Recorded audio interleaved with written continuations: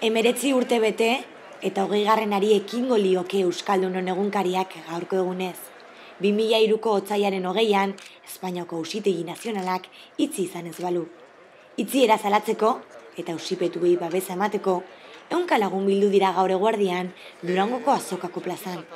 Egunkaria alde kultur elkarteak antolatu du Azoka Ustu plaza bete ekimena, eta deialdiarekin bat egin dute Gerediaga elkarteak, Euskal Editoren elkarteak, Euskal Idazleen elkarteak eta Galtzagorri elkarteak.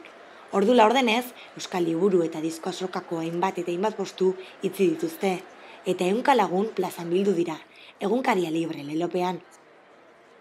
12 urte iraun ondoren, erabaki bien hori egiteagaitik, gerrauzteko lehen egunkariak kaleatzeagaitik zigorra merezi zutela. Bihar 8 epaiketo izango dira egunkari hori, herri honek birrezen handia izan zuen egunkari hori bultzatzaileak. Ez da, gure ustez, juizioek izan berripez. Ze justizia da, herri honek egunkari bat euskeraz izatea, eta ez da justizia egunkari bat euskeraz kaleatzearen, bertoko gure hizkuntza nazionalik kaleatzearen epaitua izatea. El derecho a pensar, el derecho a decidir y el derecho a expresarse son aún fundamentales.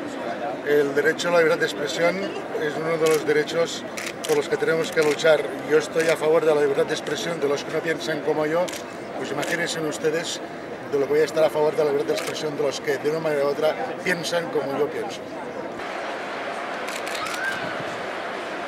Egin behar izan genuen egunkaria martxan ipinteko eta egunkaria sortzen dut taldekoa, ibilileko batera Donostiara bilerak egiten, inok zuen nahi egunkaririk euskarazkorik atara, laguntzarik ezen etortzen erakundeetatik eta gaukin behar azkenien, atera zen da, pozik.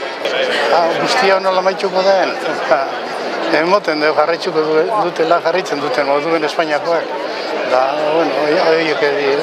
Horien injustizia da bai, suposatzen dute injustizia izaten jarraitzuko duela.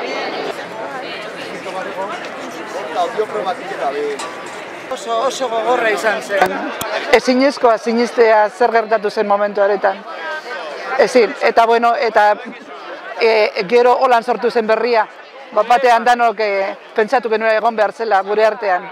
Derrigori ondua buketu behar da, jente asko gagago zemen apoiatzeko, eta gainera ez dago inolako arrazoirik. Orduan, hainbeste gauza moduan, no? Baina bereziki nik uste dut euskera nahiko potente dagoela orain, naiz da, beraiek. Bai, ni bai. Betikoa, beti.